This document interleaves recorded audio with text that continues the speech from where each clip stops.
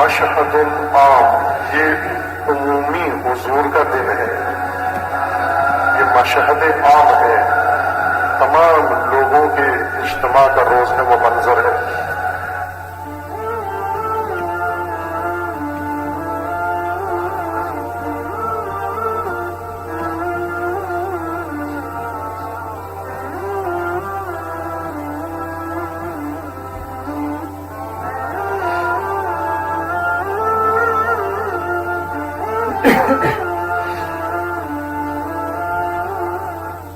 اعوذ باللہ من الشیطان الرجیم، بسم اللہ الرحمن الرحیم، الحمد للہ والصلاة والسلام علی رسول اللہ وآلہ آل اللہ، واللعنۃ الدائمۃ علی اعدائہم واعداء اللہ من یوم عداوتہم الی یوم لقاء اللہ۔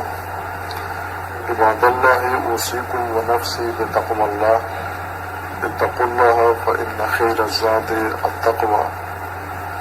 بندگان خدا، آپ سب کو اور اپنے نفس کو تقوی الہی کی وصیت کرتا ہوں، تقوی الہی کی نصیحت کرتا ہوں اور دعوت دیتا ہوں، اور تاکید کرتا ہوں کہ اپنی زندگی تقوی کی بنیاد پر قائم کریں اور تقوی کے سایہ میں زندگی بسر کریں۔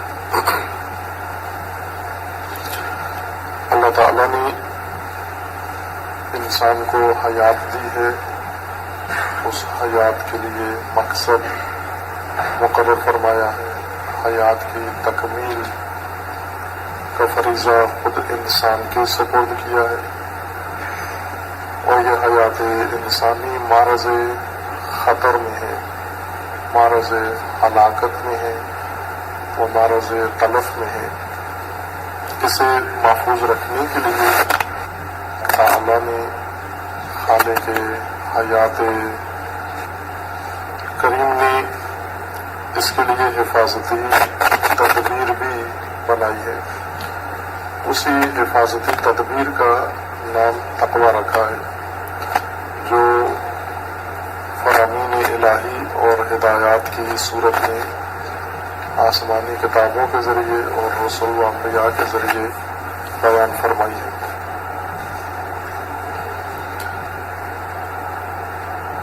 اور تقوی کی تاکید کے لیے اہتمام کیا ہے تاکہ مکمل حیات انسانی تقوی کے زیر سایہ آ جائے۔ حیات انسانی کی کئی شکلیں ہیں، کئی صورتیں ہیں اس کی، ان میں ایک انفرادی حیات انسان کی اپنی، اور ایک شکل اس کی اجتماعی ہے، جمعی ہے و جمعیتی شکل ہے، جس میں انسان کو بحیثیت امت ایک حیات واحدہ کے ساتھ زندہ رہنا ہے۔ تقوی ان تمام پہلوؤں کے لیے لازمی ہے، چونکہ ہر پہلو سے انسانی زندگی خطر میں ہے اور معرض آفات میں ہے۔ ان تمام پہلوؤں سے اسے محفوظ رکھنے کے لیے حفاظتی تدبیر بنائی ہے۔ اس حفاظتی تدبیر کی تبلیغ و تعلیم اور لازمی تعلیم قرار دی ہے، انبیاء کے ذریعے، معلمین الہی کے ذریعے۔ آسمانی کتابوں میں اور انبیاء کرام علیہ السلام نے اللہ کی اس حفاظتی تدبیر کو انسانی زندگی کے اوپر تطبیق کیا ہے، اس کے مختلف پہلوؤں کے اوپر، مختلف اس کے شعبوں کے اوپر۔ ان شعبوں میں سے ایک اہم پہلو یہ ہے کہ جس میں انسان تقوی سے باہر کیسے ہوتا ہے اور کن عوامل کے تحت اپنی زندگی کو ہلاکت کے سپرد کر دیتا ہے، تباہی کے حوالے کر دیتا ہے۔ حفاظتی تدبیر کا ایک اہم حصہ ان عوامل کی شناخت ہے۔ جس طرح تقوی کے مہالک قرآن کریم نے ذکر فرمائے ہیں، مہلکات، جہاں پر تقوی انسان کا نابود ہو جاتا ہے، تقوی کش عوامل قرآن کریم نے ذکر فرمائے ہیں۔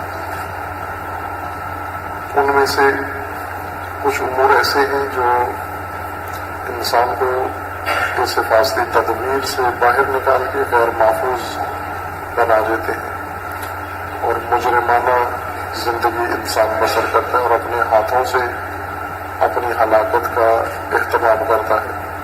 یہ ہلاکت فقط انسان کرتا ہے، تاکہ کوئی موجودات مخلوقات اپنی ہلاکت کا سامان خود نہیں فراہم کرتے سوائے انسان کے۔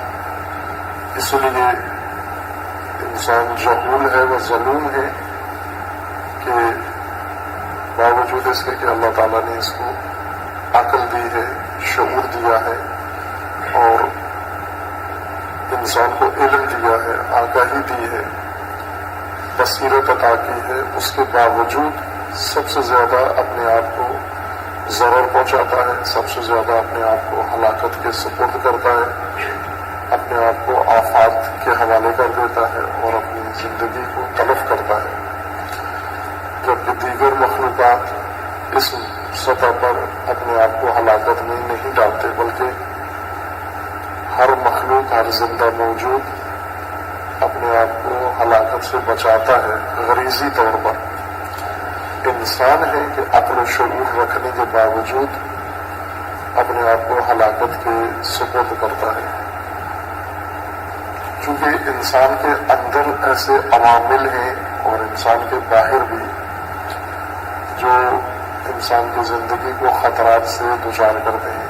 انسان کے اندر نفس امارہ ہے، خواہشات نفسانیہ ہے، ہوا و ہوس ہے اور مختلف غریزے انسان کے اکساتے ہیں، اور باہر ایسے جاذبے اور کششیں موجود شیطان ہیں اور جنود شیطان جو انسان کو ان خطرات سے دوچار کر دیتے ہیں۔ اس وجہ سے عقل و شعور رکھنے کے باوجود سب سے زیادہ تباہی انسان کے ہاتھوں ہوتی ہے، اپنے آپ کو ہلاکت کے سپرد کرتا ہے۔ اس ہلاکت سے بچانے کے لیے اللہ تعالیٰ نے ہدایت کا ایک اہم باب مقرر فرمایا ہے اور اس کا عنوان تذکر یا تذکرہ رکھا ہے، اور دین کی تعلیمات اور ہدایت کا ایک بڑا حصہ اس امر کے اوپر مشتمل ہے، تذکرہ کے اوپر۔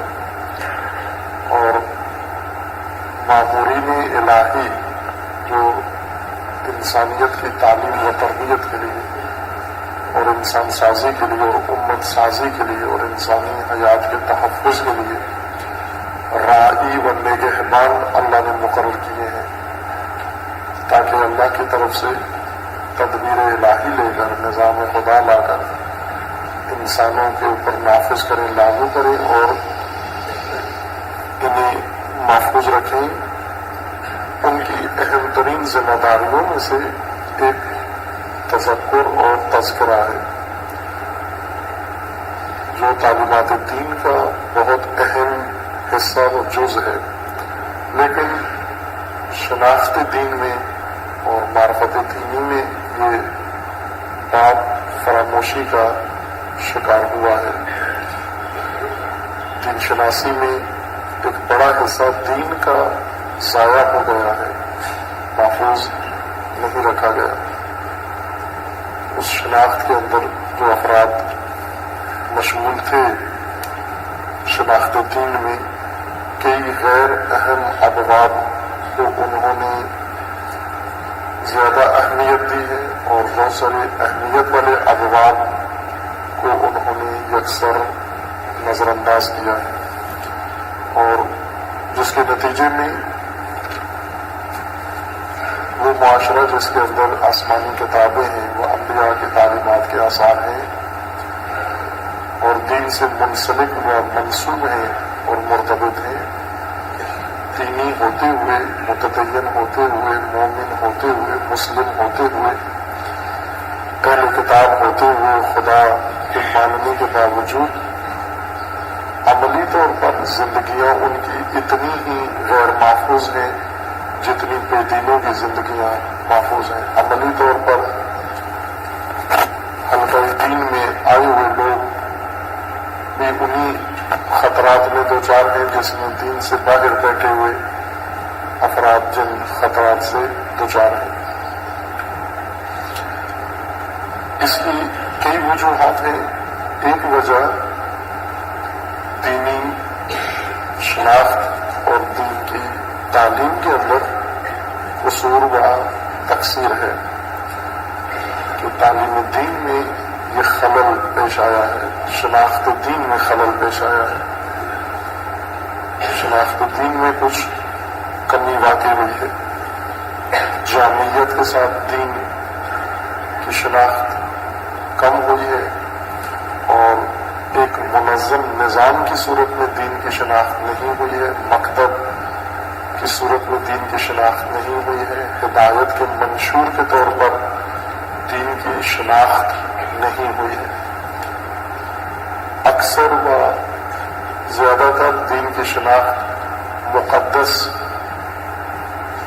متون کے طور پر ہوئی ہے اور زیادہ تر دین کی شناخت معنویت کے انداز میں ہوئی ہے، جو معنویت کی نیت سے ہوئی ہے کہ دین کو فقط معنویات اور روحانیات کا مجموعہ قرار دیا گیا ہے، جبکہ قرآن کریم کا فرمان ہے کہ ہدایت ہے اور حیات انسانی کے لیے ہدایت ہے، اور وہ بھی موت سے پہلے کی حیات کے لیے، اس کی تدبیر کے لیے، اس کی تنظیم کے لیے، اس کے نظم و نسق کے لیے دین مقرر کیا گیا ہے، یعنی انسان کی دنیا کے لیے دین مقرر کیا گیا ہے، انسان کی اسی مادی زندگی کے لیے، زمینی زندگی کے لیے دین مقرر کیا گیا ہے، لیکن شناخت دین میں دین کو دور کر دیا گیا ہے، جس کا نتیجہ دو شکلیں نکلی ہیں، ایک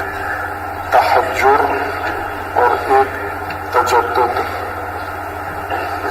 تحجر جو عمومی شکل ہے دین کی، اکثریتی دین متحجرانہ دین ہے، شناخت دین رکھنے والے بھی متحجرانہ شناخت رکھتے ہیں اور ان کے پیروکار، ان کے مخاطبین اور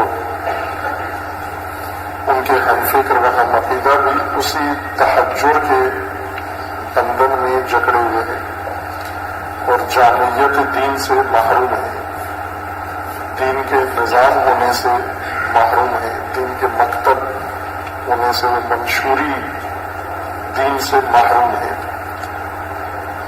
اس وجہ سے دین ہوتے ہوئے دین ہے، لیکن ان امور کے لیے ہے جو دین کے لیے نزدیک ثانوی حیثیت رکھتے ہیں، اور دین کی وہ ترجیحات جن کے لیے اللہ تعالیٰ نے انسان کے لیے دین مقرر کیا ہے، شناخت دین رکھنے والوں نے انہیں نظر انداز کر دیا ہے، انہیں ثانوی حیثیت دے دی ہے۔ اس وجہ سے ایک بڑا حصہ دین کا گمشدہ ہے، شناختہ نہ شدہ ہے، نظر انداز شدہ ہے، یا قرآن کے اپنے بقول آسمانی کتابوں کے ساتھ جو رویہ انسانوں نے روا رکھا ہے وہ تکذیب دین ہے، تکذیب دین کا شکار ہوا ہے، دین جھٹلانے کا شکار ہوا ہے، نظر انداز کرنے کا شکار ہوا ہے۔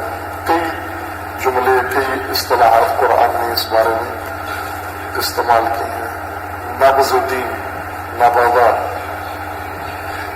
نبذہ یعنی چھوڑ دینا، دین کو ترک کر دینا، مہجوریت دین، دین کو ترک کر دینا، چھوڑ دینا، اور تکذیب دین، اور وراء الظہور، پشت پس پشت دین کو ڈال دینا۔ اس متوجہ کیا انسانوں کو کہ یہ کچھ آپ کر رہے ہیں دین کے ساتھ، کہ دین کو وراء الظہور پس پش ڈال دیا ہے، نبذوہ ترک کر دیا ہے تم نے دین کو، اور محجور کر دیا ہے آسمانی کتابوں کو، تحریف کی ہے تم نے آسمانی کتابوں کے اندر۔ یہ بے دینوں کو نہیں کہا جا رہا، یہ ان لوگوں کے لیے ہے جنہوں نے دین مانا ہے، اپنایا ہے، قبول کیا ہے، ان کے بابت یہ کہا جا رہا ہے کہ آپ نے دین کے ساتھ یہ سلوک کیا ہے۔ اور باقاعدہ طور پر جو چیز تعلیم دین کے طور پر رائج ہوئی ہے، اس کے اندر بھی ایک بڑا حصہ دین کا غائب ہے، موجود نہیں ہے۔ نصاب دین میں علوم دین کے اندر دین کا ایک بڑا حصہ علوم دین میں غائب ہے۔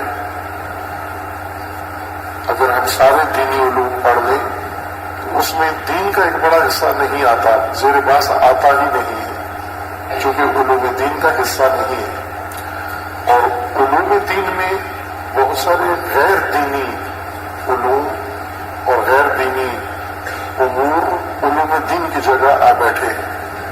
ظاہر جب خلا پیدا ہوا ہے، علوم دین نصاب دین سے باہر کر دیے گئے ہیں، تو وہ چیزیں جو علوم دین نہیں تھیں وہ دین بن کر، وہ علوم دین بن کر نصاب میں انہوں نے اپنی جگہ بنا لی ہے۔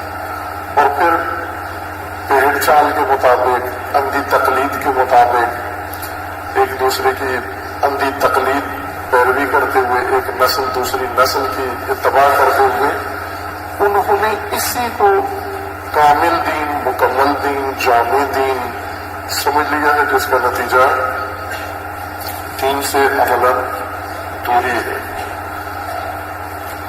اس لیے بعض بزرگان و مسلمین و مجددین دین جو ایک طولانی وقفے کے بعد میسر آتے ہیں، پیدا ہوتے ہیں، کسی ایک نسل کے اندر ایسے افراد پیدا ہوتے ہیں جو دین کی اثر نو شناخت کرتے ہیں، تقلیدی دین، پیڑ چال کا دین، اور نسل اندر نسل مرسوم رسمی دین، اور اس کی شناخت کو وہ کافی نہیں سمجھتے اور نئے سرے سے دین کا مطالعہ کرتے ہیں، ایک عہد کے لیے، ایک عصر کے لیے، اور لوگوں کو متوجہ کرتے ہیں۔ ایسے ہوا ہے کہ انہوں نے پچھڑے ہوئے اور بھولے ہوئے ابواب زندہ کیے ہیں اور دین کو انہوں نے لوگوں کے سامنے اجاگر کیا ہے۔ ان کی مثالیں جیسے بارہا دی ہیں، متعدد ہر زمانے میں رہی ہیں۔ ان میں سے معاصر زمانے کی مثالوں میں سے علامہ اقبال ہیں اور امام خمینی رضوان اللہ تعالیٰ علیہ، یہ دو مثالیں ہیں دین کی اثر نو شناخت کی۔ اور پھر جو ان شخصیات سے متصل افراد رہے ہیں یا ان کے مکتب سے متاثر ہیں، ان کی بھی یہی کوشش رہی ہے کہ دین کو اثر نو جامعیت کے ساتھ شناخت کریں۔ چونکہ متحجرانہ دین، جس میں اکثر دین کا حصہ غائب ہے اور ایک حصہ دین کا اس کے اندر دین جامع و مکمل سمجھا گیا ہے، اس میں عملاً تقویٰ نہیں قائم کیا جا سکتا۔ اس دین پر قائم رہتے ہوئے بھی تقویٰ ناممکن ہوتا ہے۔ مثلاً ہم اپنے معاشرے کی مثال دیں، پاکستانی معاشرے کی۔ پاکستانی معاشرہ پوری دنیا میں اگر دیکھا جائے، سروے کیا جائے اور معاشرہ شماری و شناسی، معاشرہ شناسی کی جائے، دیندار ترین معاشرہ ہے پاکستان میں۔ اس میں کوئی شک شبہ نہیں ہے۔ اعداد و ارقام یہ بتاتے ہیں کہ دینی اعمال، دینی جذبات، دینی احساسات، دینی اقدامات، یہ سب سے زیادہ پاکستان کے اندر ہے، تمام اقوام سے زیادہ۔ اور یہ مبالغہ نہیں ہے، یہ درست بات ہے۔ مثلاً ہم دینی اعمال میں کسی بھی को देख लें आप। मसलन अभी माह मुबारक रमजान आने वाला है, इसमें रोजे का तनासुब देख लें हम।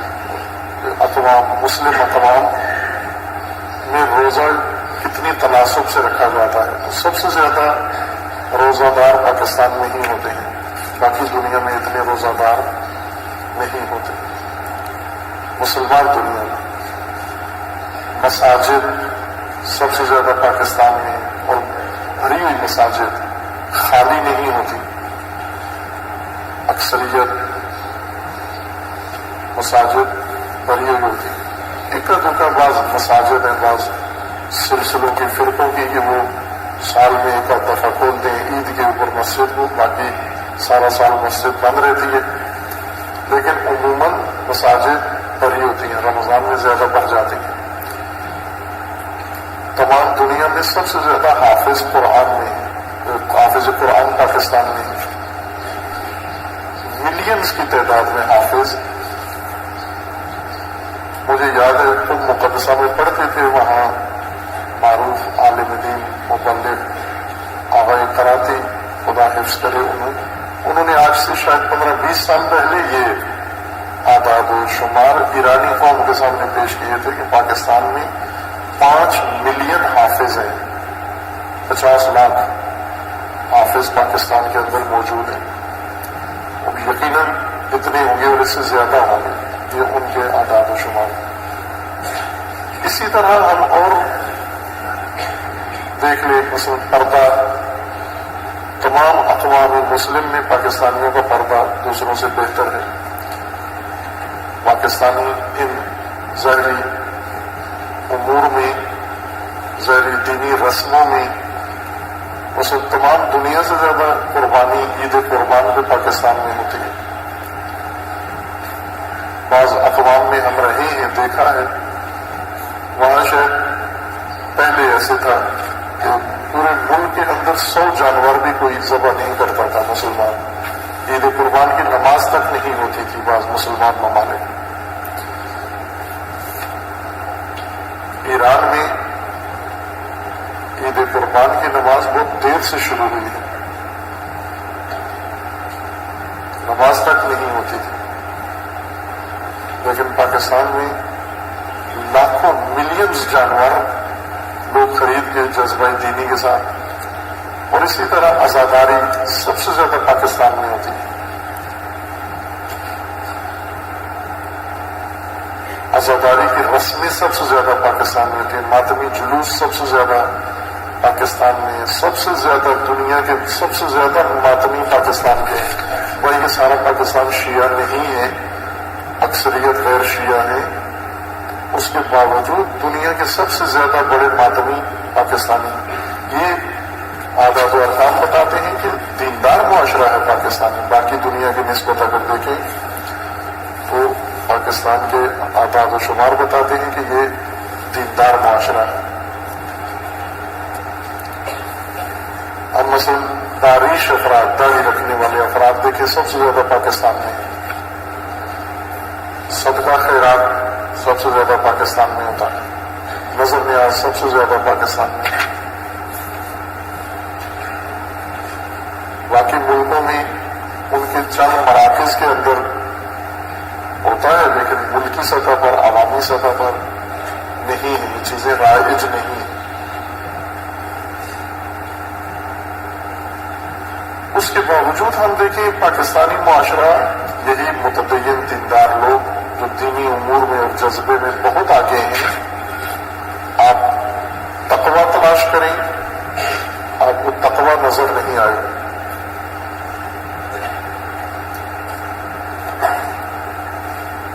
और तकवा राइज करना भी बहुत दुश्वार है इस दीनी मुआशरे के अंदर।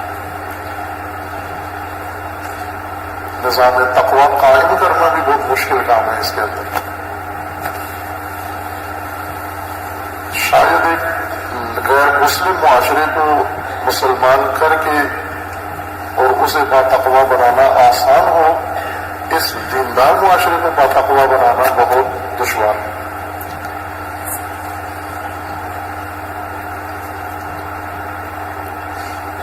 दीनी रसूमात, दीनी मज़ाहिर, दीनी मरासिम, दीनी इक़दामात, जज्बा सबसे ज़्यादा है और अमलन है, न सिर्फ कागज़ों में, अमलन ऐसे है।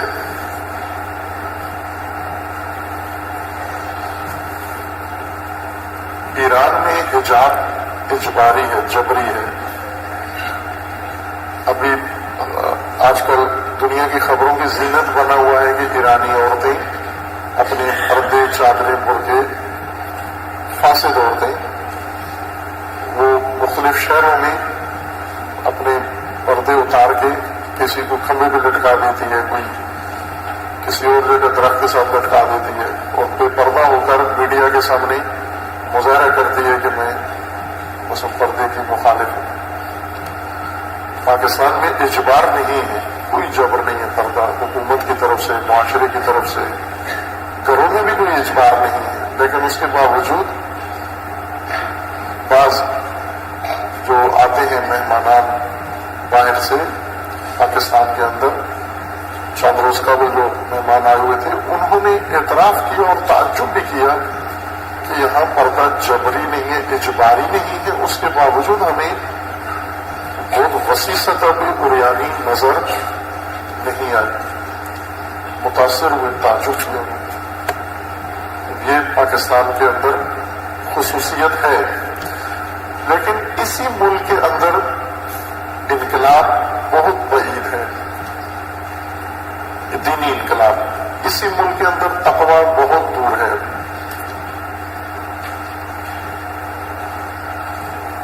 हम अपने छोटे से दीनी मुआशरे में मिसाल ले आए, फर्ज करें हम ले आते हैं दीनी मरकज में, दीनी मदरसे में, अपने दीनी मदरसे में बास को ले आए जो खालिस दीनी है, न कि मखलूक दीनी है, सेकुलर नहीं है।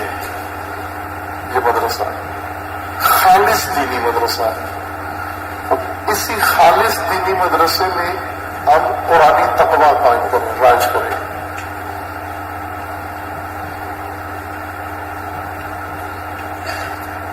कुरानी तकवा, न पाकिस्तानी तकवा या हिंदुस्तानी तकवा या अफगानी तकवा या ईरानी तकवा, न, क्योंकि वो तकवा मकामी होता है, सब कुछ करके भी इंसान बातकवा ही होता है। जैसे बाज अक़वाम के बारे में है कि वो नमाज रोजे के बहुत पाबंद हैं, हत्ता जुआ खेलते हुए, चोरी करते हुए, डकैती में भी वक्त नमाज आ जाए तो डकैती रोक के चोरी करके फिर उसके बाद चोरी करते हैं। इतने पाबंद है सौम और सलात के।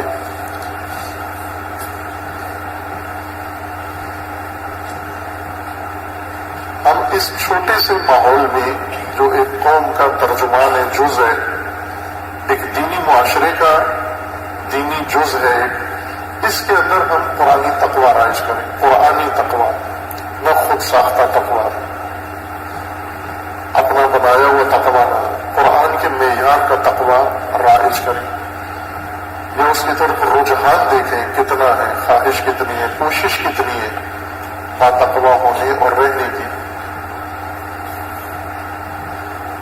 और दुश्वारी कितनी आती है, तकवा ठोसना पड़ता है। ऐसे उमूर जो तकवा के अरकान समझे जाते हैं उसे मुसल्लत करना पड़ता है, कानून बना के, ज़ाब्ता बना के। इख्तियारन कोई शख्स फर्ज करेंगे हम नमाज जमात में पाबंदी का कानून उठा दें कि नहीं, नमाज जमात में शिरकत की कोई पाबंदी नहीं है। पाकिस्तान में मदारिस हैं, आप तमाम मदारिस में जाएं, राज में गए होंगे, वहां नमाज जमात की हालत देखें तो आपको नजर आ जाएगा। दीनी मदरसों के अंदर नमाज जमात, ये शिआर दीन कितना बेइतनाई का शिकार है।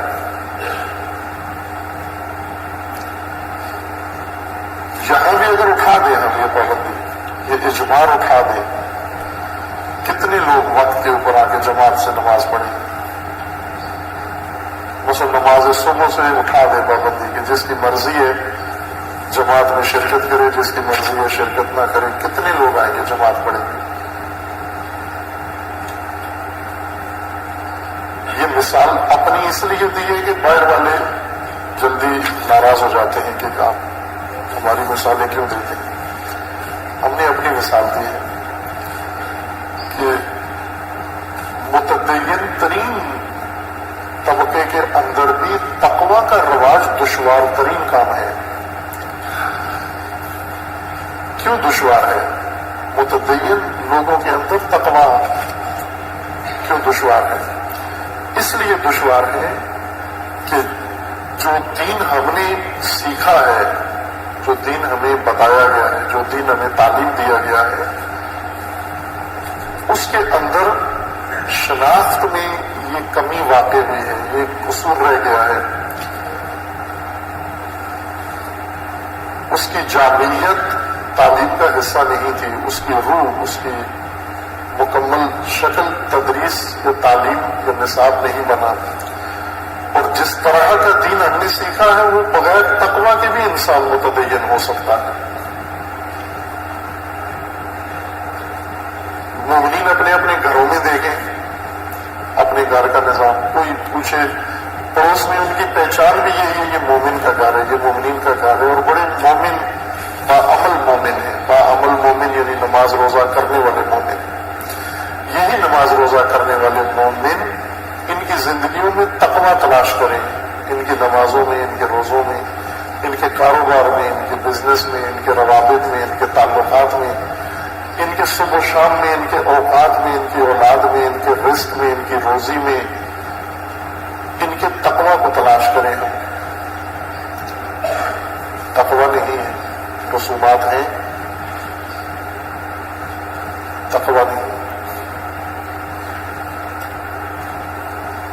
चूंकि वो चीज जो तकवा ईजाद करती है, जिसके बदौलत तकवा कायम होता है, निजाम तकवा और उम्मत बा तकवा बनती है, वो नजरअंदाज है।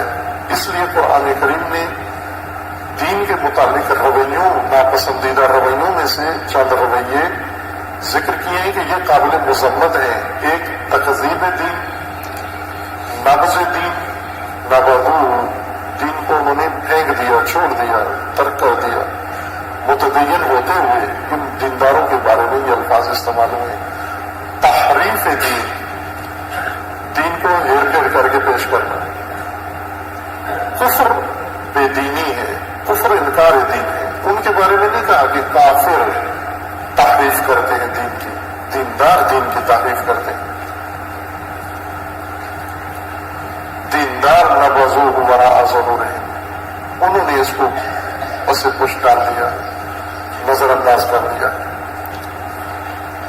उन उमूर में से एक नुकता जो तालीम दीन का हिस्सा होना चाहिए था, चूंकि हिदायत का बुनियादी रुकन है ये,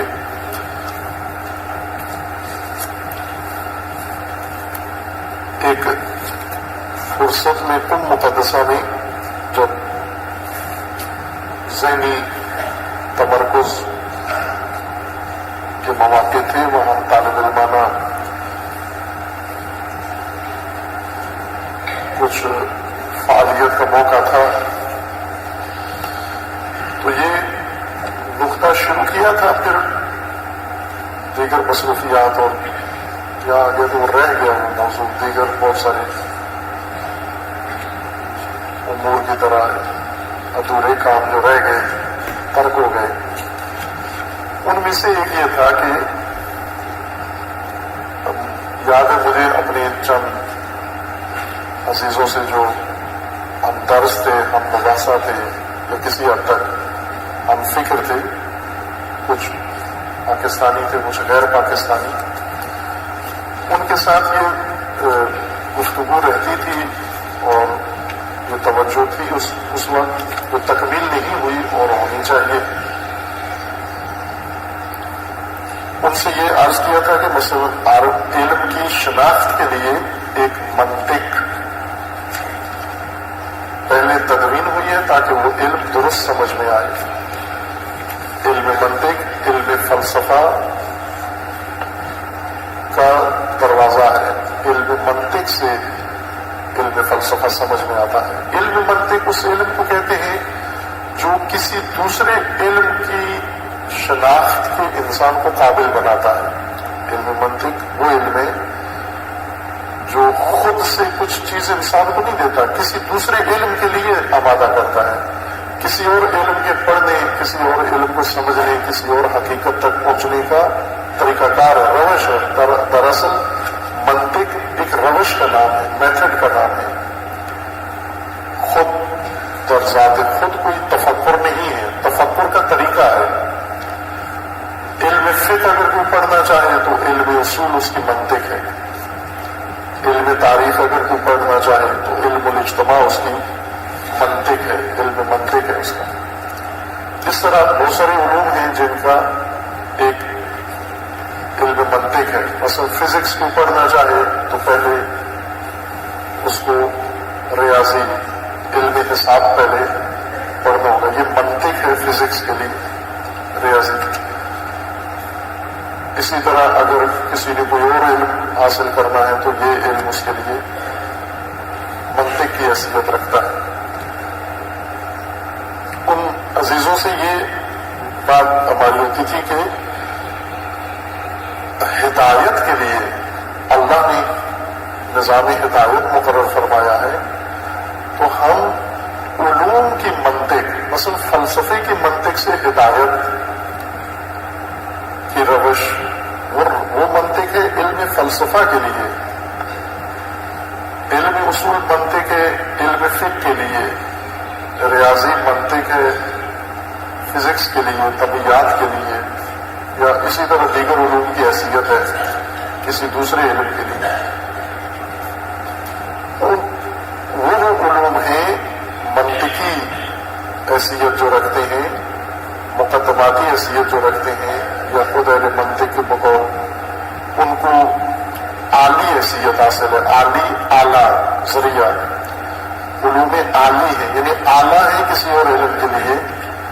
ہم ان کی مدد سے ہدایت کو سمجھتے ہیں، اور ظاہر ہے کہ اس منطق میں اتنی جان نہیں ہے کہ وہ ہدایت، علم ہدایت کے لیے ہمیں آمادہ کر سکے، اور ہم سہارا اسی کا لیتے ہیں۔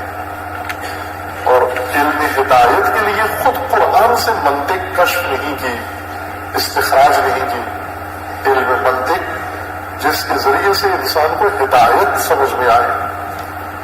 مثلا طلاب کے لیے یہ نقطہ زیادہ مفید ہو سکتا ہے کہ علم منطق ہمیں سکھاتا ہے جملہ، اس کو ادبیات میں جملہ کہتے ہیں،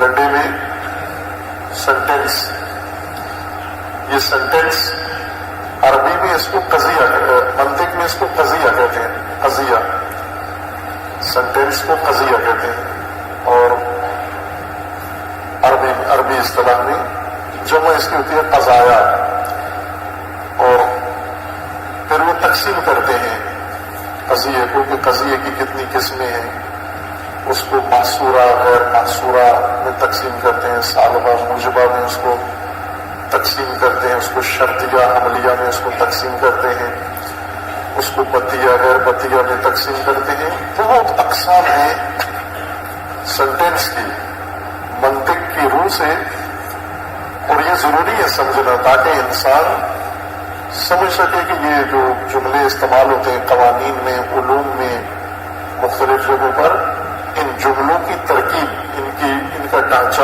ان کی ساختار کیا ہے، تاکہ ان جملوں کی ماہیت کو سمجھ کر ہم ان جملوں کے معانی اور ان کا پیغام سمجھ سکیں گے۔ لہذا علم منطق ہمیں ان تمام قضایا سے آشنا کرتا ہے۔ ایک بڑا حصہ علم منطق کا قضایا لباس ہے، قضیے پہچانواتا ہے، سینٹینس سے آشنا کرتا ہے کہ یہ آپ کے سینٹینسز ہیں، ان کو آپ نے سمجھنا ہے تاکہ پھر آگے علوم کو سمجھ سکو آپ۔ وہ تمام قضایا جو علم منطق پڑھاتا ہے، اس میں وہ قضایا جو ہدایت میں استعمال ہوئے ہیں، یعنی قرآن کریم میں، ان کی کوئی بات نہیں ہے۔ کہ یہ قضایا جو ہدایت کا معنی اٹھائے ہوئے ہیں، حاملین ہدایت ہے یہ قضایا، یہ اس تقسیم میں کس زمرے میں آتے ہیں، کس نوعیت کے لیے قضایا ہے؟ ان کو کیا کہنا چاہیے ہمیں منطقی تقسیم میں؟ یہ بہت اہم پہلو ہے لیکن نظر انداز ہے. تو ہمیں پہلے مثلا اس سے پہلے کہ ہم آئیں سیدھا قرآن کا ترجمہ شروع کر دیں، قرآن کی تفسیر شروع کر دیں، قرآن پڑھنا شروع کر دیں، قرآن پہ حاشیہ لکھنا شروع کر دیں، تو مسلمان کو جب بہت قرآن کا جذبہ چڑھتا ہے تو قرآن پہ حاشیہ چڑھانا شروع کر دیتا ہے، فٹ نوٹ لکھتا ہے، قرآن کے آیات کی تکمیل کرتا ہے، وضاحت کرتا ہے. وہ سارے ہیں جو قرآنی آیات میں اظہار نظر کرتے ہیں، اپنے سرد نظر ہو جاتے ہیں. پہلے ہم یہ تشخیص دیں کہ یہ قضایا مثلا ایک بات کی ہے علماء نے، محقق علماء نے اور بہت دقیق علماء نے قرآن کے بارے میں ایک بات کی ہے بہت خوبصورت، وہ ہے شناخت الفاظ قرآن، شناخت اصطلاحات قرآن، شناخت مفردات قرآن. اس کو مفردات کہتے ہیں عربی. جس طرح بہت جید عالم ہیں اور انہوں نے یہ کارنامہ انجام دیا، اس کے بعد پھر ان کی دیکھا دیکھی دوسروں نے بہتر ان سے کام کیا ہے. علامہ راغب اصفہانی بہت عالیشان عالم ہیں، بہت دقیق عالم ہیں، قرآن شناس عالم ہیں، اور غیر معمولی اللہ تعالیٰ نے توفیق اس علامہ کو عطا کی ہے. علامہ راغب اصفہانی جن کی کتاب ہے مفردات القرآن، کہ قرآن میں استعمال ہونے والے الفاظ کی انہوں نے وضاحت کی ہے. درسی کتاب ہے یہ، آپ کے نصاب میں بھی شامل ہے، لیکن ابھی آپ کو ناظرہ پڑھنا ہے، پھر مفردات تک آئیں گے. کہ مفردات درسی پڑھائے جاتے ہیں. پہلے قرآن سمجھنے کے لیے یہ نصاب پڑھنا بہت ضروری ہے. یہ کام انہوں نے کیا ہے، پھر دوسروں نے تکمیل کیا، بہتر کیا، مکمل کیا ان کا کام. لیکن یوں نہیں کہ بس مفردات آخری بات ہو چکی ہے اور اب مزید کوئی گنجائش نہیں ہے. یہ جو آپ کی خدمت میں بعض اوقات لغات کی، پرانی الفاظ کی لغات کی تشریح ہوتی ہے، اس کی اصل جڑ بیان ہوتی ہے کہ یہ لفظ یہاں سے پیدا ہوا، یہاں استعمال ہوا، اس طرح اس میں وسعت آئی، اس طرح اس میں تبدیلی آئی. یہ وہی بات ہے، مفردات شناسی اس کو کہتے ہیں، یہ علم مفردات ہے. لیکن دوسری بات ابھی تک کسی نے نہیں کی کہ قضایا قرآنی کون سے قضایا ہے، کس نوعیت کے قضایا ہیں. ہم منطقی تقسیم میں ان کو درج کریں. بعض بزرگان مفسرین قرآن ان کو وہی منطقی اقسام میں درج کرتے ہیں، ان کو وہی قضایا حملیہ اور شرطیہ اور بطیہ وغیرہ بطیہ میں تقسیم کرتے ہیں کہ قرآنی قضایا بھی وہی ہیں. لیکن حقیقت یہ ہے کہ نہ، چونکہ قرآن ہدایت ہے، فلسفہ و فزکس کی طرح علم نہیں ہے، سائنس نہیں ہے. قرآن سائنس علم کو کہتے ہیں. کتنا لنڈا آپ کو آنا چاہیے. سائنس اور انگلش پاکستانیوں کے لیے خود مستقل علوم بن گئے ہیں. سائنس علم کو کہتے ہیں، کسی بھی علم کو سائنس کہتے ہیں. علم کے لیے دو لفظ استعمال ہوتے ہیں، نالج اور سائنس. نالج بھی علم کو کہتے ہیں اور سائنس بھی علم کو کہتے ہیں. دونوں کا معنی علم ہوتا ہے. اس طرح سے کہ جیسے آپ کو کوئی پوچھے کہ آپ یہ چیز جانتے ہیں، آپ کہتے ہیں ہاں میں جانتا ہوں. آج کیا دن ہے؟ آج روز جمعہ ہے. یہ نالج ہے آپ کا، یہ سائنس نہیں ہے. یہ جاننا کہ آج روز جمعہ ہے، اس کو علم کہتے ہیں. یہ علم ہے آپ کا، اس علم کو نالج کہتے ہیں. لیکن یہ جو آپ پڑھتے ہیں مثلاً آپ فزکس پڑھتے ہیں، آپ کیمسٹری پڑھتے ہیں، آپ فقہ پڑھتے ہیں، آپ ادبیات پڑھتے ہیں، ان کو سائنس کہتے ہیں، ان علوم کو سائنس کہتے ہیں، جو بھی علم آپ پڑھتے ہیں۔ علم فقہ سائنس ہے، صرف نحو سائنس ہے، فزکس کیمسٹری سب سائنس ہے۔ سائنس علیحدہ سے کوئی علم نہیں ہے، سائنس ہر علم کو سائنس کہتے ہیں۔ علم کی دو اصطلاحیں ہیں، نالج اور سائنس۔ نالج وہ علم جو آپ کے ذہن میں آتا ہے اس کو نالج کہتے ہیں، اور یہ علم جو کتابوں میں تدوین ہوا ہے، نصابوں میں موجود ہے، پڑھا جاتا ہے، پڑھایا جاتا ہے، اس کو سائنس کہتے ہیں۔ انگلش میں ایک زبان ہے، ایک قوم کی زبان ہے، بس علم نہیں ہے۔ زبان علوم کی ترجمانی کے لیے ہوتی ہے، خود علم نہیں ہوتی زبان، کوئی زبان۔ عربی زبان ہے، علم نہیں ہے۔ اسی طرح اردو بھی ایک زبان ہے، انگلش بھی ایک زبان ہے، لیکن پاکستانیوں کے لیے یہ دونوں امام ہیں، زبان نہیں ہے اور سائنس خود ایک حیثیت رکھتا ہے۔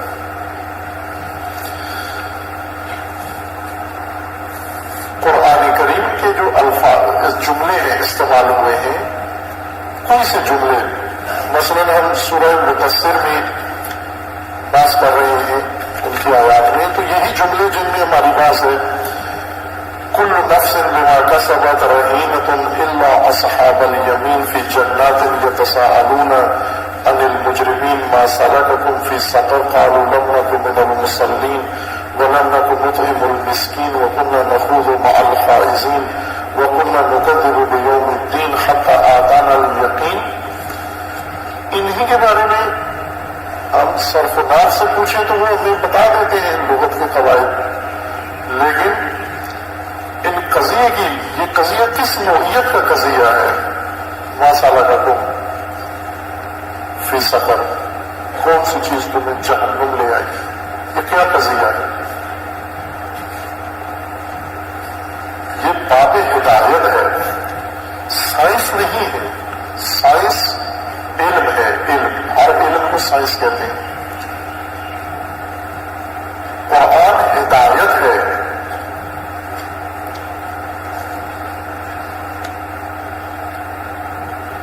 قرآن کے اندر علم ہے، نالج ہے، لیکن خود قرآن ہدایت ہے۔ جب ہدایت ہے تو پھر سائنس سے الگ ہو جاتا ہے، ہدایت ہونا سائنس سے جدا ہو جاتا ہے، اس کی ایک الگ اپنی پہچان ہے، شخصیت ہے ہدایت کی۔ لیکن چونکہ ہمارے پاس ابھی وہ علوم تدوین نہیں ہوئے جن کے ذریعے سے ہم ہدایت کی پہچان کریں، ہم دیگر منطق سے اس کی پہچان کرتے ہیں۔ اب یہ اشارہ کیا ہے صرف ایک اہم موضوع کی طرف جو جس کا خلا ہے، اس وجہ سے ہم متدین ہو جاتے ہیں، دین پڑھ لیتے ہیں، دین سیکھ لیتے ہیں، تقویٰ نہیں اپنا سکتے، اور تقویٰ کے لیے ہم خود رکاوٹ بن جاتے ہیں، ہماری دینی شناخت رکاوٹ بن جاتی ہے، ہمارا دینی تصورات رکاوٹ بن جاتے ہیں، ہمارے دینی تخیلات تقویٰ کے لیے رکاوٹ بن جاتے ہیں۔ قرآن کریم نے ان مجرمین کا ذکر کیا جو جہنم پہنچ رہے ہیں، اور اصحاب الیمین ان سے پوچھتے ہیں کہ آپ کے جہنم آنے کا سبب کیا ہے؟ انہوں نے خود نشاندہی کی کہ ان 4 وجوہات کی وجہ سے ہم جہنم میں ہیں۔ ایک، ہم نمازی نہیں تھے، اور دوسرا ہم اطعام مسکین نہیں کرتے تھے، اور تیسرا ہم اہل حوض تھے، وقت ضائع کرتے تھے۔ ہمارا ہر کام بظاہر بڑا اچھا تھا لیکن حقیقت میں حوض ہی تھا، یعنی بے مقصد اور بے فائدہ کام کیے، بہت تھکے، لیکن بے فائدہ اور بے مقصد۔ مثلا سیاست کی، ڈٹ کے کی، حوض کیا، یعنی پانی میں مدانی چلائی۔ حوض کہتے ہی پانی میں چلنے کو ہے، پانی میں مدانی چلانا۔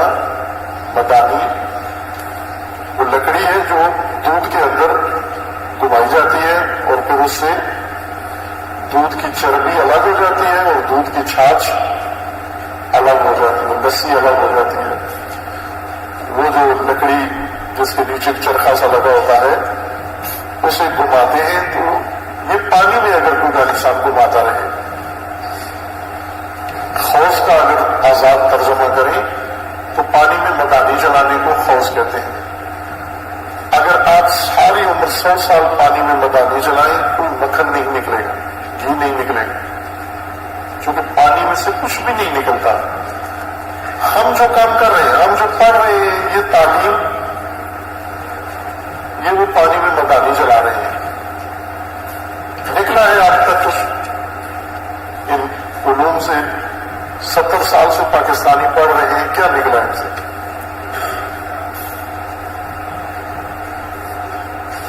سیاست میں کیا نکلا ہے؟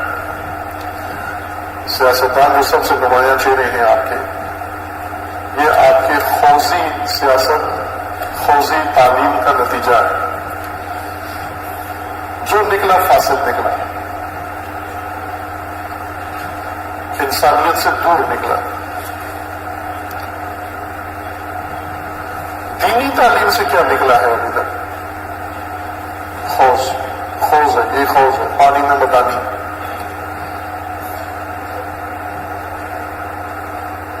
سیکولر تعلیم سے کیا نکلا؟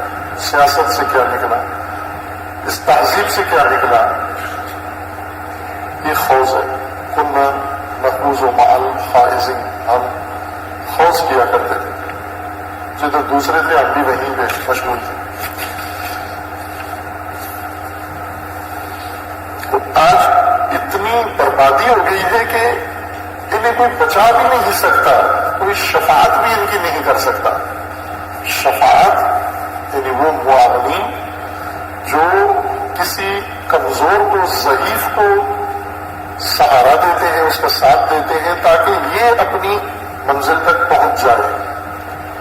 اسے اٹھا کے نہیں لے جاتے. شافعین ویل چیئر پہ نہیں لے کے جاتے. شافعین وہ ہوتے ہیں، جیسے مثال دی تھی، جیسے ایک ضعیف طالب علم ہے، پڑھائی میں کمزور ہے، دوسرا آ کر اس کا ساتھی بنتا ہے، اس کا جوڑ بنتا ہے، اس کا جوڑا بنتا ہے اور اس کی مدد کرتا ہے، اس کو امتحان کی تیاری کرواتا ہے تاکہ یہ خود امتحان پاس کرے. یہ شفیع ہے اس کا، جو پڑھاتا ہے، سکھاتا ہے، یہ شفیع ہے انسان. اور بعض اتنے ڈر ہوتے ہیں، اتنے ناکارہ و نکمے ہیں کہ کوئی شافع بھی ان کی مدد نہیں کر سکتا. فما تنفعهم شفاعت الشافعین. بعض قومیں اتنی ناکارہ ہو چکی ہیں حوض کی وجہ سے، پانی میں مدانی چلانے کی وجہ سے، کہ اب شافعین سے بھی کچھ نہیں ہوگا ان کے لیے، کیونکہ یہ کسی قابل ہی نہیں ہے کہ کوئی انہیں، اب کوئی امام بھی انہیں نہیں منزل تک پہنچا سکتا، کوئی نبی بھی انہیں نہیں منزل تک پہنچا سکتا. کیوں نہیں پہنچا سکتا؟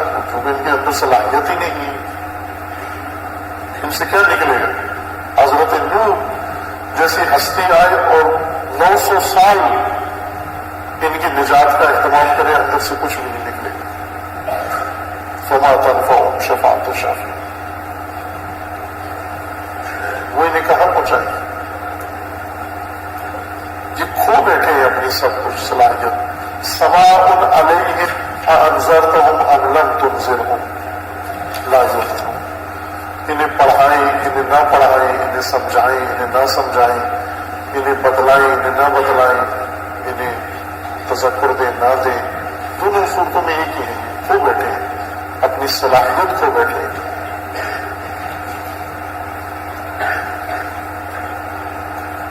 ان کے بارے میں قرآن کریم نے تعجب جو ذکر کیا ہے وہ یہ ہے کہ فما لهم عن التذکرات معرضین. انہیں کیا ہو گیا ہے، انہیں ہوا کیا ہے کہ تذکرہ سے معرض ہیں، تذکرہ سے روئی گردان ہیں، تذکرہ سے دور ہیں، بھاگتے ہیں. یہ تذکرہ کی طرف راغب نہیں ہے. اور تذکرہ قرآن کا بہت بنیادی عنوان ہے، ہدایت کا بہت بنیادی عنوان ہے. آپ کو کسی علم میں تذکر، ذکر اور تذکرہ کی اصطلاح نہیں ملے گی. علم فلسفہ پورا پڑھ لیں آپ کو تذکرہ نہیں ہے ذکر تذکرہ کا، کیمسٹری میں، فزکس میں، ریاضی میں، دنیا جہان کے علوم میں، چونکہ تذکر اور ذکر اور تذکرہ اس کی سنخ علمی نہیں ہے، اس کی سنخ ہدایت ہے۔ اگر واضحین منطق قرآن ہوتے، یعنی جس طرح ارسطو نے عام لوگوں کے تفکر سے کشف کی منطق، اسی طرح اگر علماء دین، بزرگان، مجتہدین، مستنبطین قرآن سے منطق قرآن کشف کرتے،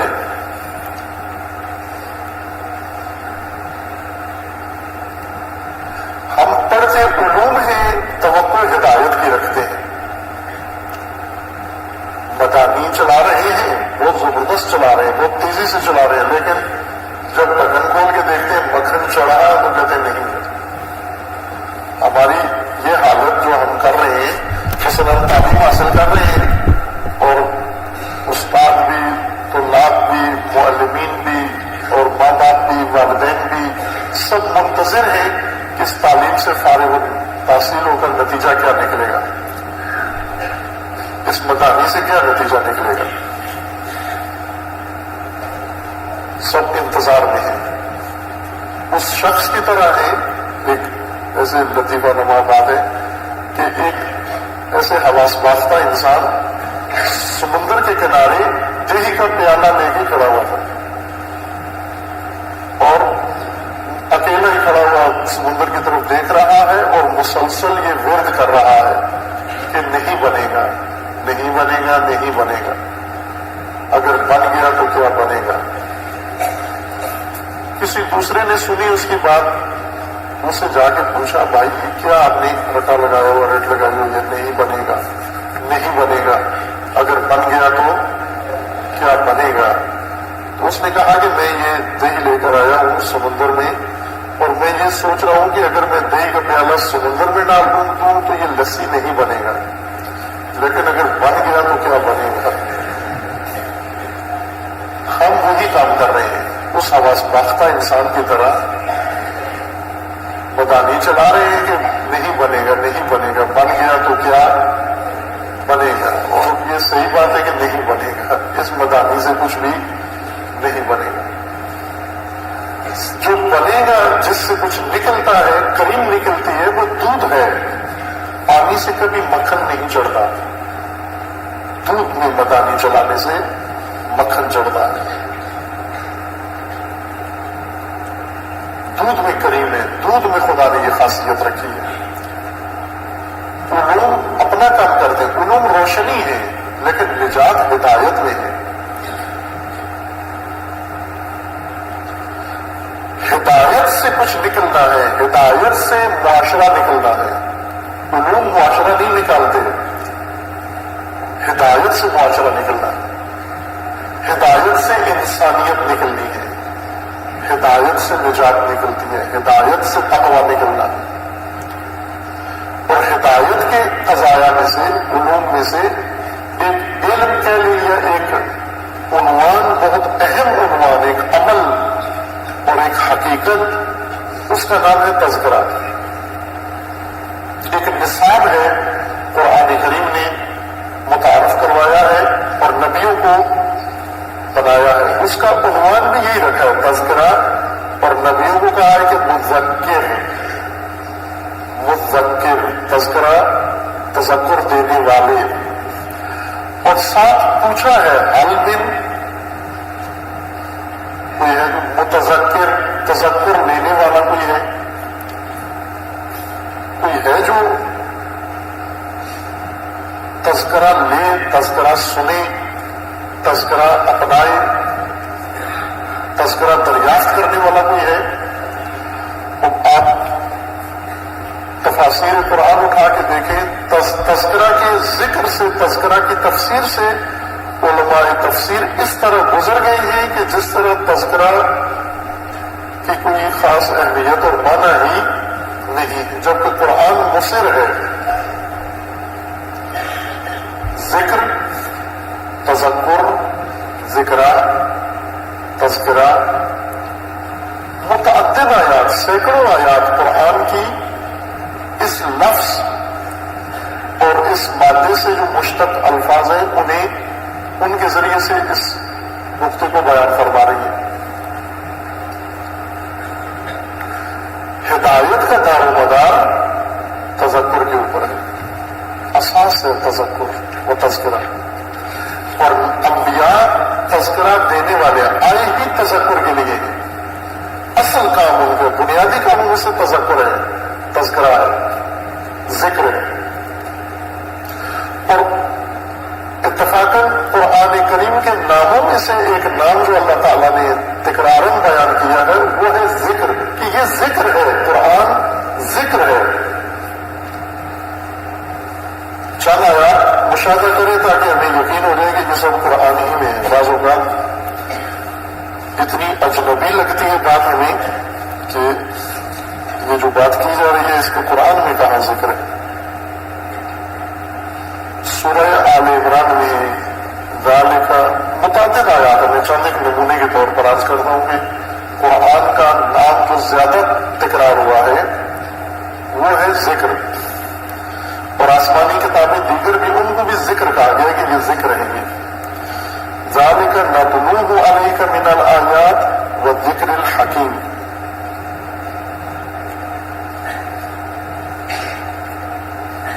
او عجبتم ان جاءکم ذکر من ربکم علی رجل منکم لینذرکم. تعجب ہوتا ہے تمہارے میں سے ہی ایک شخصیت کے اوپر اللہ کی طرف سے ذکر نازل ہو، اس پر تعجب ہے تمہیں کہ اللہ کی طرف سے.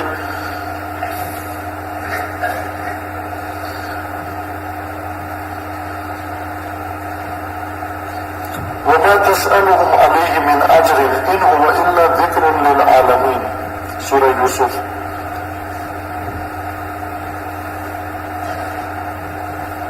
سورہ نحل میں ہے وَأَنزَلْنَا إِلَيْكَ الذِّكْرَ لِتُبَيِّنَ لِلنَّاسِ مَا نُزِّلَ إِلَيْهِمْ وَلَعَلَّهُمْ يَتَفَكَّرُونَ.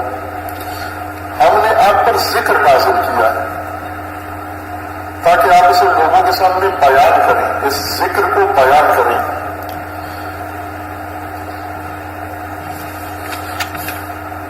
متعدد آیات ہیں، سینکڑوں آیات ہیں.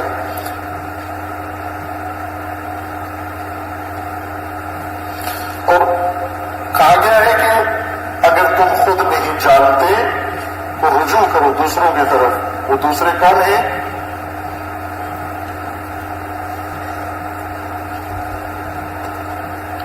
اگر تم نہیں جانتے تو کس سے پوچھو؟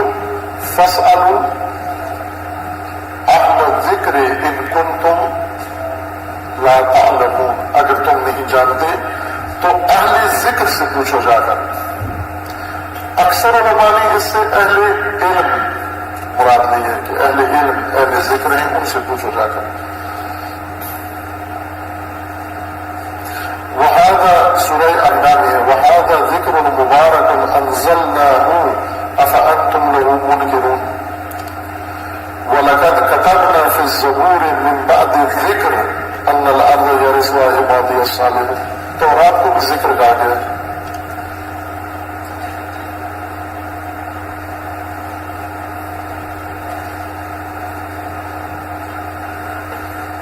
صاد والقرآن ذي الذكر هذا ذكر وإن للمتقين لحسن مآب إن هو إلا ذكر للعالمين. ولقد يسرنا القرآن للذكر. سورہ قمر کتنی دفعہ تکرار ہوا ہے آپ توجہ کریں گے. سورہ قمر آیت 17 میں وَلَقَدْ يَسَّرْنَا الْقُرْآنَ لِلذِّكْرِ فَهَلْ مِن مُدَّكِرٍ. آیت 22 وَلَقَدْ يَسَّرْنَا الْقُرْآنَ لِلذِّكْرِ فَهَلْ مِن مُدَّكِرٍ. سورہ قمر آیت 25 اور لَقَدْ ذِكْرَ عَلَيْهِ مِن بَيْنِنَا بَلْ هُوَ كَذَّابٌ أَشِرٌ. سورہ قمر آیت 32 وَلَقَدْ يَسَّرْنَا الْقُرْآنَ لِلذِّكْرِ فَهَلْ مِن مُدَّكِرٍ. سورہ قمر آیت 40 وَلَقَدْ يَسَّرْنَا الْقُرْآنَ لِلذِّكْرِ فَهَلْ مِن مُدَّكِرٍ.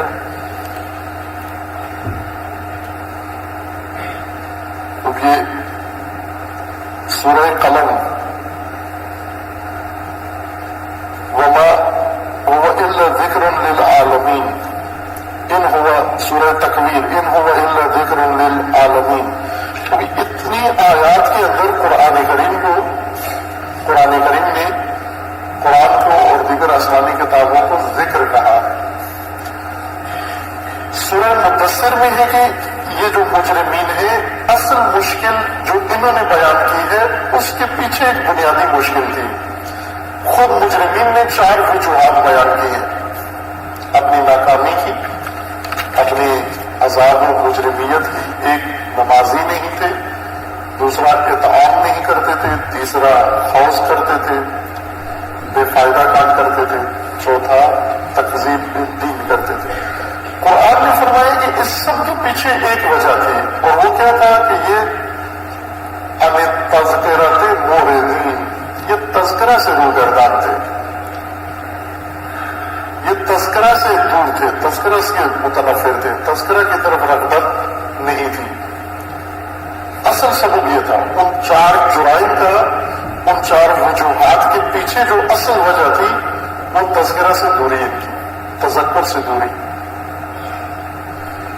فما لهم عن التذکرۃ معرضین. اور اس کو قرآن نے فرمایا کہ اب نمازی نہیں تھے، یہ تشبیہ نہیں دی قرآن نے.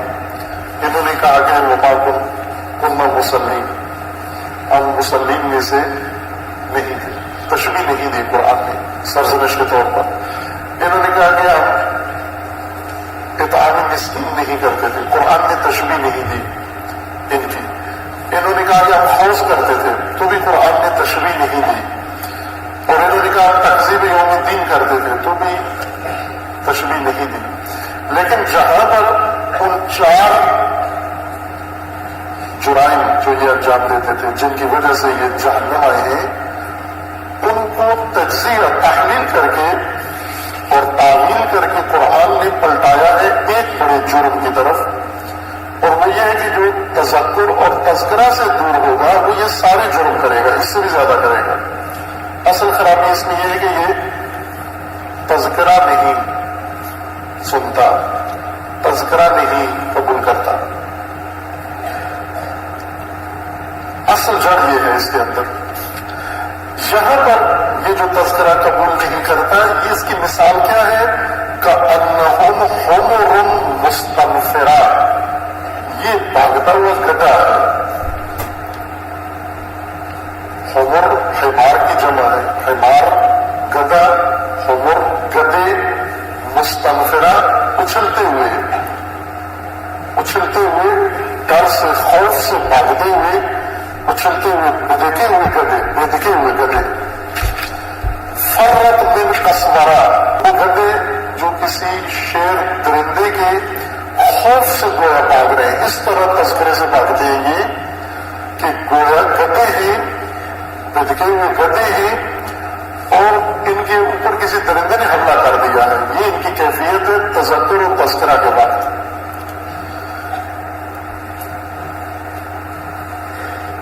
فما لهم عن التذکرۃ.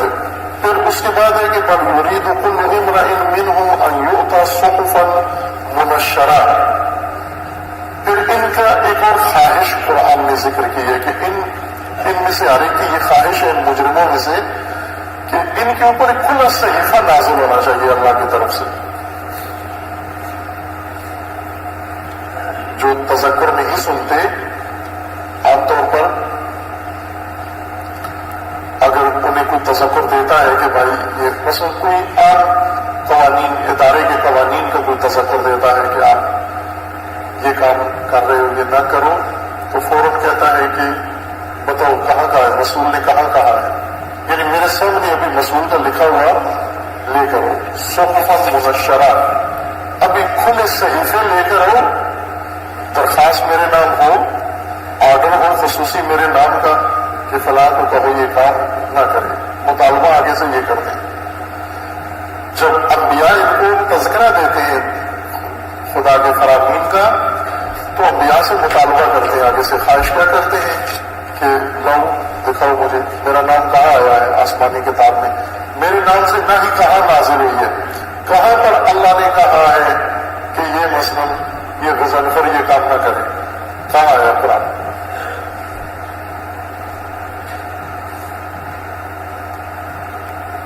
کسی عورت کو کہو کہ مثلا بے حجابی نہ کرو، عریانی نہ کرو، تو وہ مولانا سے کہے گی آپ بتاؤ قرآن میں کہاں آیا ہے کہ یہ مثلا فضیلت خانم یہ کام نہ کرے؟ تو نہیں آیا قرآن میں، تیرا نام نہیں آیا. کہتے دیکھیں میرے بارے میں کچھ بھی نازل نہیں، میرے بارے میں تو کچھ کہا ہی نہیں ہے.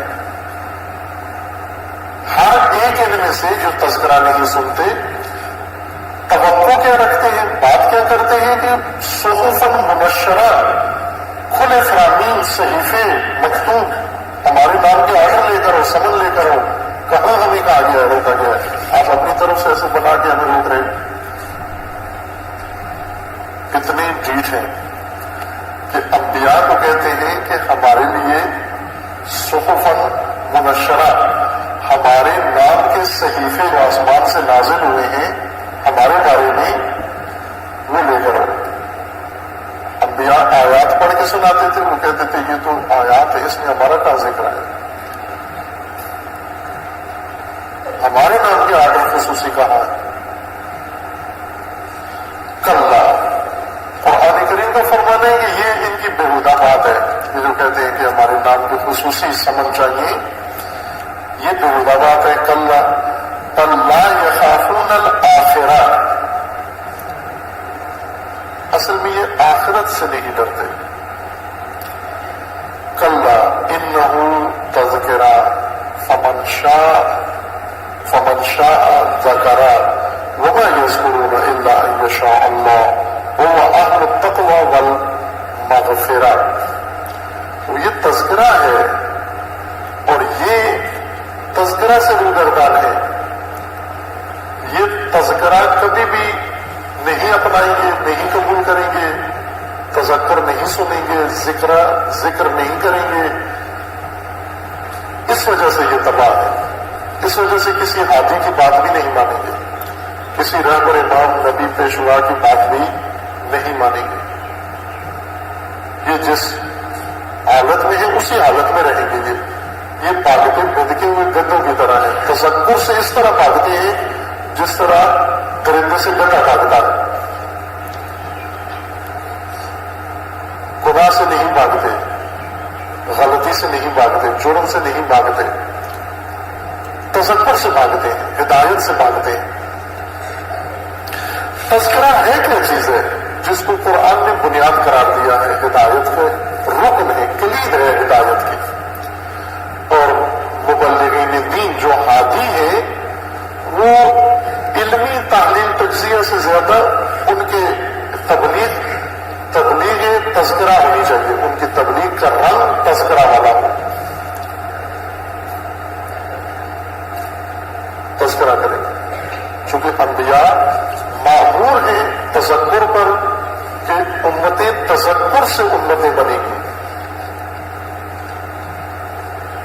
سندوں ڈگریوں سے امت نہیں بنتے، مفاد پرست بنیں گے. مہارتیں ساری ان کو سکھا دو، لیکن تذکرہ ان کو انسان بنائے گا، تذکرہ ان کو امت بنائے گا، تذکرہ ان کو خدا پرست بنائے گا.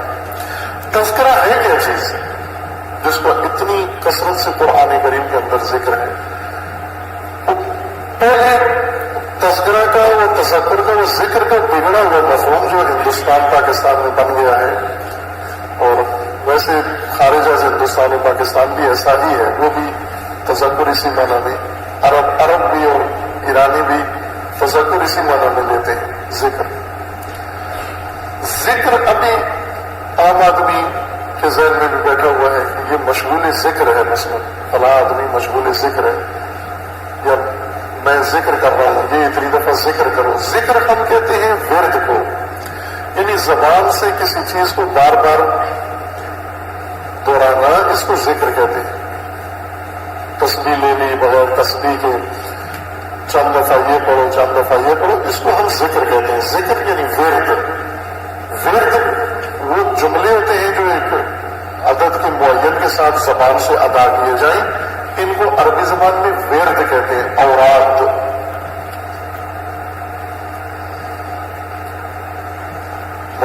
شعبانیہ میں بھی ہے جو آپ نے ابھی پڑھ دیے.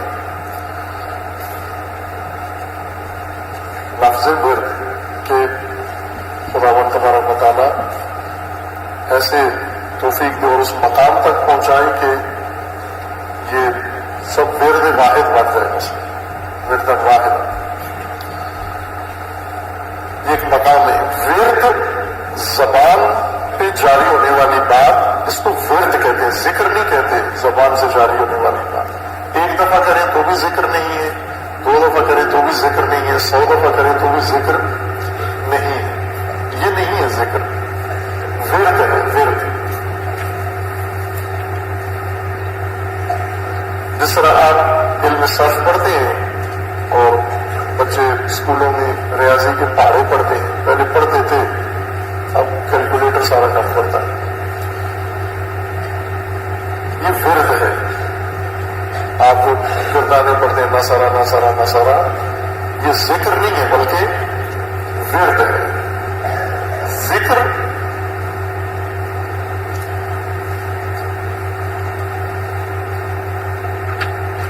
قلبی عمل ہے، زبان کا عمل ہی نہیں ہے ذکر.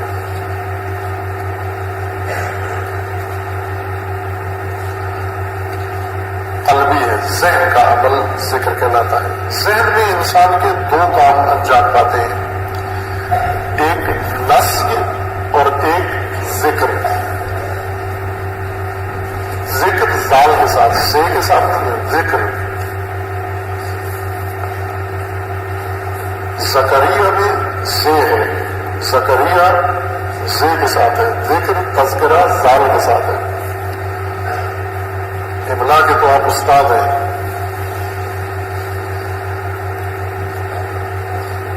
ابھی بعضوں نے تذکرہ زواد کے ساتھ لکھا ہوگا، بعضوں نے زوئے کے ساتھ لکھا ہوگا، بعضوں نے زیڈ کے ساتھ لکھا ہوگا.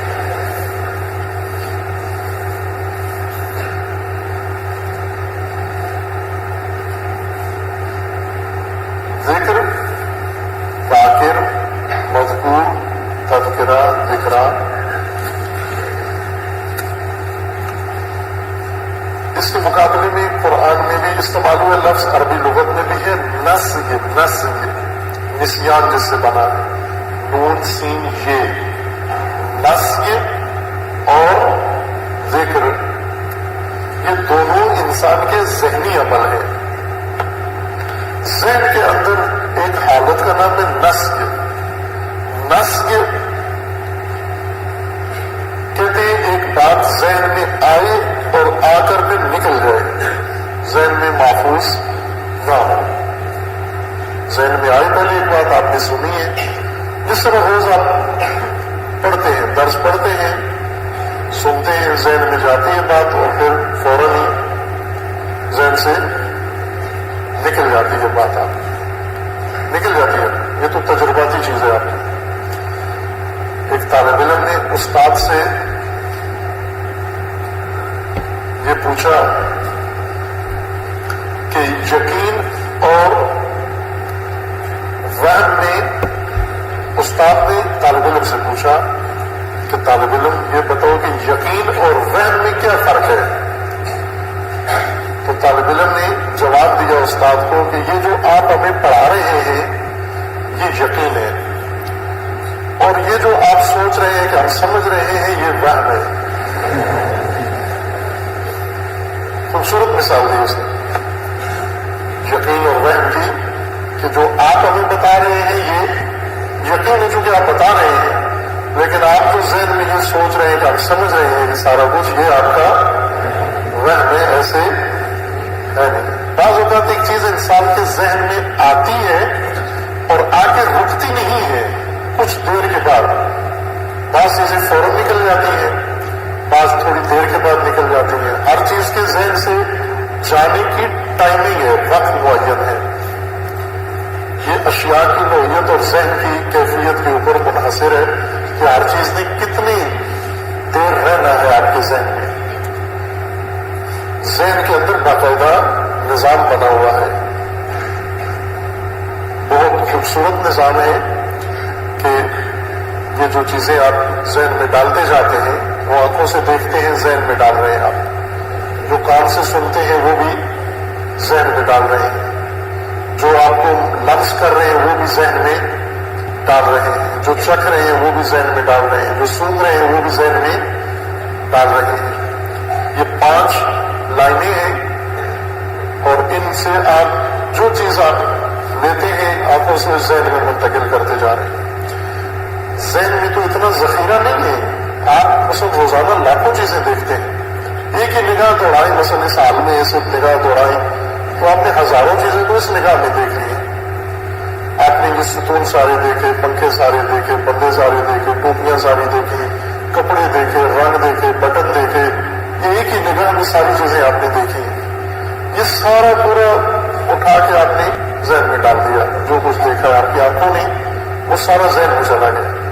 ذہن میں تھوڑا ہی سارا کچھ محفوظ رکھنا ہے، اس میں سے کچھ چیزیں ذہن لے لیتا ہے، باقی ساری چیزیں پھینک دیتا ہے، نکال کے کچرے میں پھینک دیتا ہے۔ جو مثلا کس نے کیا کپڑا پہنا ہوا تھا یہ کام کی چیز نہیں ہے، اس میں بٹن اس کے کتنے تھے یہ چھوڑو، اس میں پنکھے کتنے تھے یہ رہنے دو، اس میں یہ ساری مثلا ابھی آپ کے سامنے جتنی گفتگو ہے آپ نے سنی ہے، ابھی آپ یہ ساری گفتگو حرف بہ حرف تکرار کر سکتے ہیں؟ نہیں۔ کیوں؟ اس میں سے کچھ ذہن میں رکھا ہوا ہے ابھی اپنے پاس شام تک، اور کچھ ابھی لیا ہی نہیں، اس نے دریافت ہی نہیں کیا، کیونکہ آپ کی ذہنی کیفیت یہ ہے کہ یہ آپ سے مربوط نہیں ہے، یہ کسی اور مخلوق سے مربوط ہے۔ آپ گھڑی دیکھ رہے ہیں کہ کب وقت ختم ہو، کھانے کا وقت ہو، اصل لے نہیں رہے ہیں۔ جو بات ذہن میں جا رہی ہے ذہن میں جا کے رکتی نہیں، ٹکتی نہیں ہے، کچھ عرصے کے بعد 1 دن 2 دن چند دن ہفتہ مہینہ سال، اور اس کے بعد ذہن سے نکل گئی۔ کسی کا نام پوچھا تھا اب نہیں ہے ذہن میں۔ اس حالت کو، اس شے کا مطلب کا بات کا ذہن میں آنا اور آ کر ذہن سے نکل جانا، اس کو نس یہ کہتے ہیں، نس یہ نسیان ہے، یہ بھول ہے، بھول گیا، بات ذہن میں آئی اور نکل گئی۔ لیکن اگر بات ذہن میں آئے، مطلب ذہن میں آئے اور آ کر ذہن میں محفوظ ہو جائے، اس طرح سے محفوظ ہو جائے کہ ہمیشہ آپ کے سامنے رہے، مد نظر بھی رہے۔ ذہن میں جو چیزیں آتی ہیں وہ ذہن میں ہوتی ہیں لیکن مد نظر نہیں ہوتی بسا اوقات۔ جیسے آپ نے بہت ساری چیزیں آپ کے کمرے میں نہیں ہیں، آپ لے کر گئے ہی نہیں، کمرے میں خریدی نہیں آپ نے، یہ سامان آپ نے کبھی لیا ہی نہیں، یہ ایک سامان کی کیفیت ہے۔